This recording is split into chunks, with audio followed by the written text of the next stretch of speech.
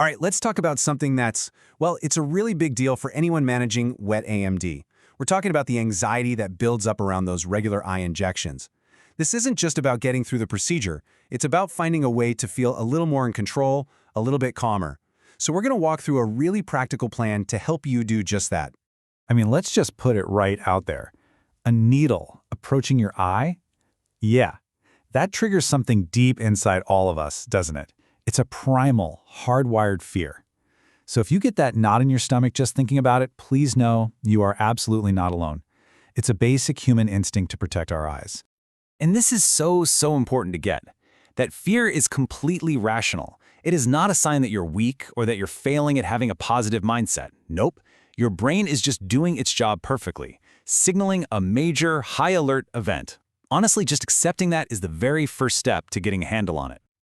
You know, this quote really gets to the heart of it all. Hearing someone say that, so quietly and honestly, it's not a complaint. It's a signal. It's your brain saying, hey, I need a plan here. And that is exactly what we're going to do. Build a practical plan that helps turn that feeling of dread into a feeling of preparation. So let's dive right into our first phase, the 24-hour prep plan. Because let's be real, for a lot of us, the anticipation is the worst part. The night before, the drive over, sitting in that waiting room, that's often way more stressful than the injection itself. This is where we start to take back some of that control. Think of this as your personal pre-flight check. The power here is in how simple it is. This isn't about trying to force yourself to be calm. It's about reducing decision fatigue. By just going through this checklist the night before, you're taking a bunch of small decisions off your plate for the next day. That frees up so much mental energy and cuts down on a huge source of anxiety. Next up, pack a small calm kit. I know it sounds simple, but the act of physically putting together a little bag of resources, it creates this immediate sense of being prepared. Having sunglasses ready for light sensitivity, or a mint to just focus your senses on something else, these are small, tangible things that give you a real feeling of readiness. And the last part of your prep, choose a mantra. A really simple anchor for your mind for when you're actually in the chair. Something like, still, breathe, done.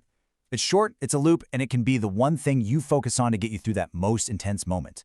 Practice saying it in your head, make it yours. Okay, so we've moved on to phase 2, coping during the injection. You've done the prep, you're in the chair, and your heart is probably pounding. So, what do you do right now? Here are the tools you can use to stay grounded when you need them most. This is an incredibly powerful tool. Why? Because it reminds you that you are allowed to communicate your needs. This simple, polite little script does all the hard work for you. It tells the medical team exactly how they can help you feel safer, and you don't have to feel like you're being difficult or demanding. Now here are a couple of ways to anchor your body when your mind starts to race. First, a physical anchor. Gently pressing your thumb and forefinger together gives your brain a new, totally neutral sensation to focus on. Second, your breathing. Making your exhale just a little bit longer than your inhale, that's a scientifically proven way to calm your nervous system down. It's like a built-in relaxation button.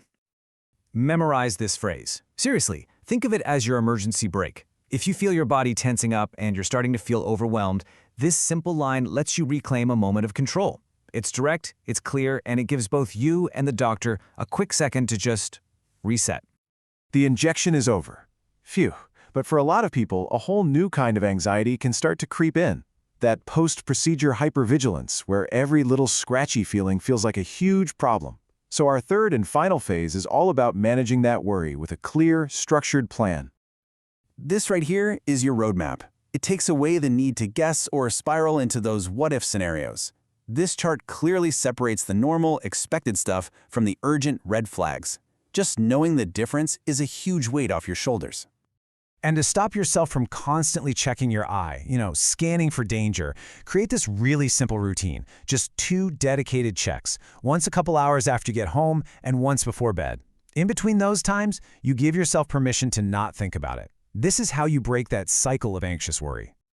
Okay, we have covered a lot of ground. So now let's pull it all together into your personal empowerment toolkit, a simple 3-phase plan that you can use for every single appointment from here on out. First, your key actions for before the appointment. You do your pre-flight check, you pack your comm kit, and you choose your grounding phrase. These 3 steps really set the stage for a much smoother experience. Second, your actions for during the procedure. You use your script to communicate your needs, you use a physical anchor to stay grounded, and you remember that 10-second reset phrase, just in case.